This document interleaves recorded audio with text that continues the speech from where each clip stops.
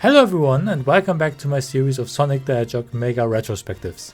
After finishing every Sonic the Hedgehog video game and animated series, I figured the next best thing to take a look at would obviously have to be the Sonic Comics series. The Sonic franchise had a long running in printed media, starting with the Arch and Fleetway comics since the beginning of the franchise. These comic runs have long been cancelled after decades worth of complicated lore and story arcs, but in 2017 a new Sonic comic run was launched, published by IDW, and has been running ever since. Written primarily by Ian Flynn, who has been a writer for various projects in the franchise for quite some time now, it has become ever more important to the recent Sonic projects, with characters introduced in the comics appearing in other works. So I decided to make the IDW Sonic comics the next big project in my Sonic retrospective.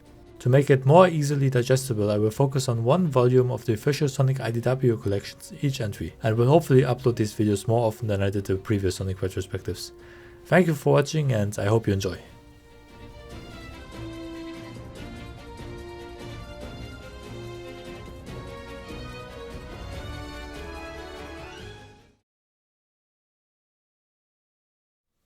The IDW comics begin with the Fallout arc, which goes from issue 1 to issue 4 and mainly acts as an introduction to the main characters, setting and time frame for both newcomers and fans. It begins with a quick recap of previous events, placing us just after Sonic Forces. After the war ended, Dr. Eggman vanished without a trace and his leftover badniks have been attacking various places seemingly at random. Without much else to do, Sonic the Hedgehog chases from village to village, protecting them from badnik encounters. Along the way he runs into some of his friends, namely Tails, Knuckles, Amy and Blaze. In issues 1 and 2, Sonic aids Tails and Amy defending villages they happen to be in, and we get some exposition about how things have gone since the Eggman War. Together they take out waves of various badniks and coordinate the safety of the villagers. Tails realizes that the badnik attacks have become more structured and aggressive recently, and theorizes that someone other than Dr. Eggman might have quietly taken control of the Eggman Empire, since if Eggman had returned he would make himself known with a lot of fanfare. The resistance that fought Eggman during Sonic Forces has since transformed into aiding to rebuild the towns that were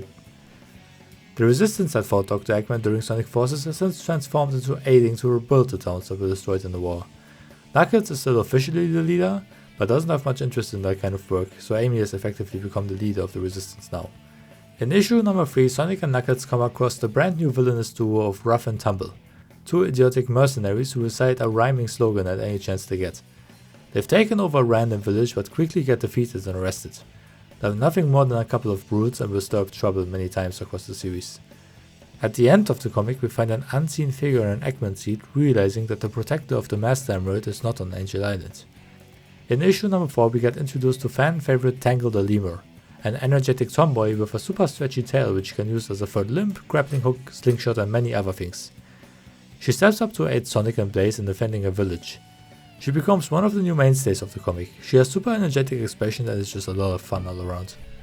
Speaking of which, I quite like the art of the comics in general. It can be super cool and hype, but it needs to be quite silly and fun at other times and only rarely misses these marks in my opinion. In the final panel of this arc, we see Dr. Eggman menacingly watching a child with a broken toy through a window, giving us a mysterious cliffhanger to end this first arc on.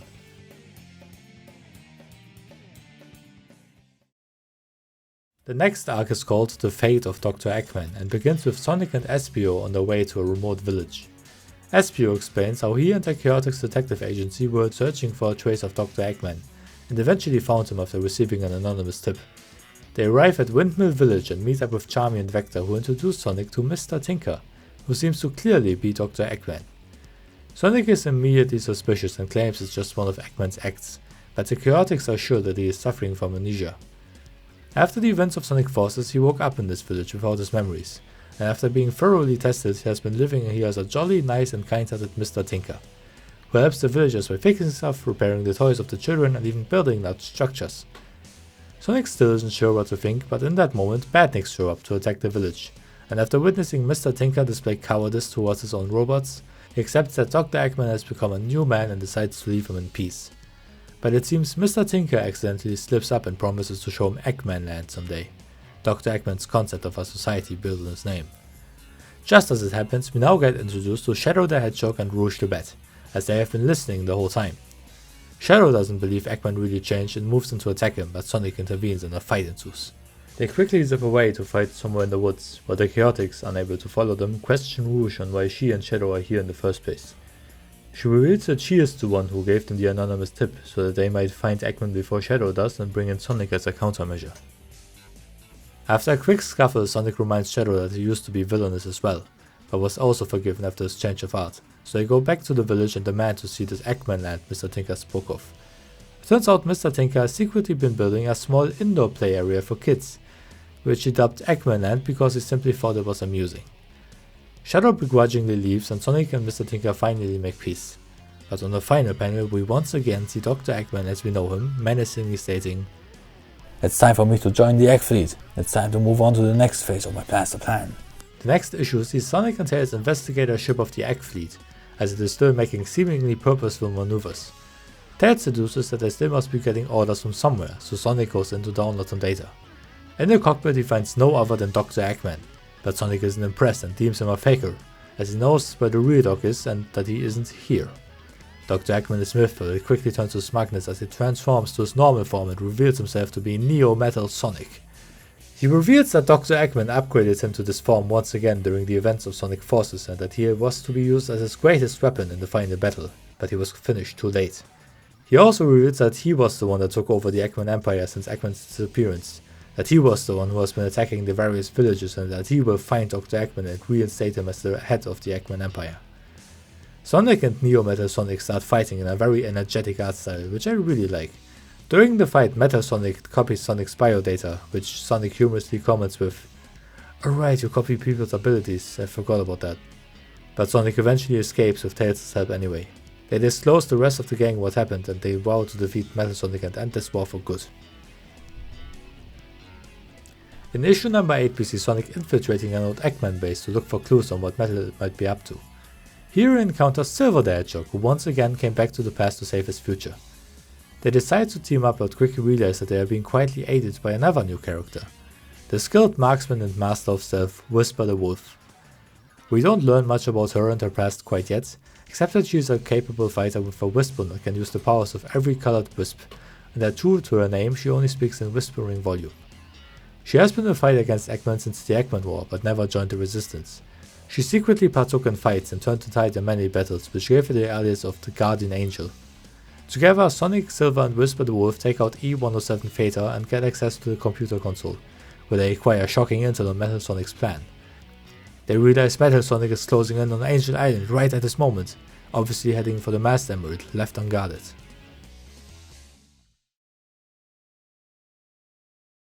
The final arc of Volume 1 goes from issues 9 to 12 and is called The Battle for Angel Island. Metal Sonic has landed the Egg Fleet on Angel Island and secured the Master Emerald. All the heroes we have met in the comic run so far, including Tangle and Whisper, have banded together and are on their way to Angel Island on a flying airship of the Resistance. They come up with a plan that includes Burning Blaze taking out the Egg Fleet. All the heroes jump in for the finale of the first IDW storyline. Sonic and Knuckles make it to the altar where Metal Sonic is waiting. They move in to attack, but Metal Sonic has powered up to Super Neo Metal Sonic and has become the force to be reckoned with. Elsewhere we find Mr. Tinker, having officially opened his Eggman land to the children of Windmill Village, peacefully singing a happy version of his Sonic Adventure 2 theme when suddenly Rough and Tumble show up and abduct him. Back on Angel Island, our heroes are doing everything they can to destroy Metal Sonic's forces. Blaze does major damage to the Egg Fleet but has to exit her super form. Sonic and Knuckles are still struggling to even keep up with Metal when suddenly Shadow pops up and manages to take him out of his super form. But in vain, as Metal Sonic also copies Shadow's biodata. The combination of his and Sonic's biodata and the power of the Master Emerald allow Neo Metal Sonic to once again transform into the Metal Overlord, and the epic final battle ensues. We meet back with Mr. Tinker, who has been strapped up by Rough and Tumble and tries to explain how they must have gotten the wrong guy. But our third IDW original character begs to differ. Enter Dr. Starline, a striving scientist and Eggman enthusiast who means to unleash his original persona again and bring Dr. Eggman back, no matter what cost. The Battle of Angel Island continues with every character pulling their weight and attacking Metal Overlord from every angle, while Knuckles is heading straight for the Master Emerald embedded in his chest. Tails manages to crash the Resistance airship straight into Metal, which gives Knuckles just the tug he needs to detach the Emerald from Metal and place it back to where it belongs. Metal Overlord reverts back to his most basic Metal Sonic stage with some added battle damage. They take him back to Tails' lab where Tails repairs him, but Sonic insists he be reactivated and freed, intending to give him a fair chance of choosing his own path. Metal Sonic refuses to side with Sonic and instantly charges out. We get one more little encounter with every member of the gang. Knuckles officially disbands the resistance and settles back onto his island. The Chaotix are looking for someone to pay them for the case of the missing Eggman to no avail, and all the others, Tangle, Whisper, Blaze and Silver, have all decided to stick around for now. Back at Dr. Starline's lab, Starline seems to have hit a roadblock. After multiple sessions of intense treatment, Mr. Tinker still hasn't retained his memories. We learn that Starline broke Rough and Tumble out of jail so that they kidnapped Eggman for him, in exchange for some weapons so they get revenge on Sonic. As it seems that Starline isn't capable of delivering them the man who would make the weapons, they start to get miffed, when suddenly Metal Sonic arrives, at whose sight a flip switch inside of Mr. Tinker's head, and finally brings back the true Dr. Ivo Robotnik. Dr. Eggman instantly takes charge of this villainous group that is gathered here. Starline gets taken in as a sort of apprentice to the Mad Doctor and reveals that he is in possession of all 7 Chaos Emeralds, which he promptly hands over to Eggman, as well as the Warp Topaz, a new mystic artifact that Eggman has no interest in due to previous run-ins with very strange magic stones. Rough and Tumble get their promised weapons to destroy Sonic, and Orbot and Cubert are also here. Dr. Eggman has been back for just a few minutes and has already both ensembled a rigorous team willing and motivated to take out Sonic, as well as come up with a dastardly plan to get his revenge for the indignity that has happened. We exit on a panel of a hologram displaying Eggman's newest invention.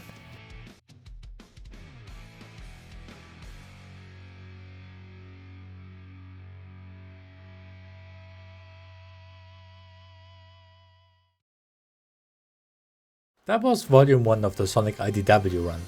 Reading it again after all these years was such a joy.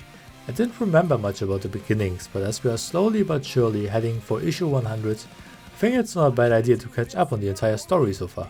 I quite like the arc. It has plenty of really cool battle scenes, introduces a couple of very enjoyable characters, and displays some really interesting character work. It's not often we see Sonic displaying his moral code so openly, and seeing Eggman being genuinely friendly and at peace is just very nice to see.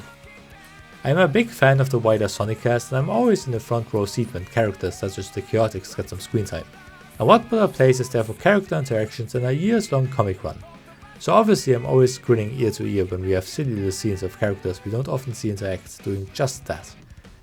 I really like the place issue 12 ends, as it leaves us with various changes to the current status quo and promises a very menacing incoming story arc. All in all, this is a successful reboot of Sonic the Hedgehog's presence in printed media, and a good introduction for both fans and new, curious souls. I hope you're just excited for Volume 2 as me. Thank you for watching, and until next time.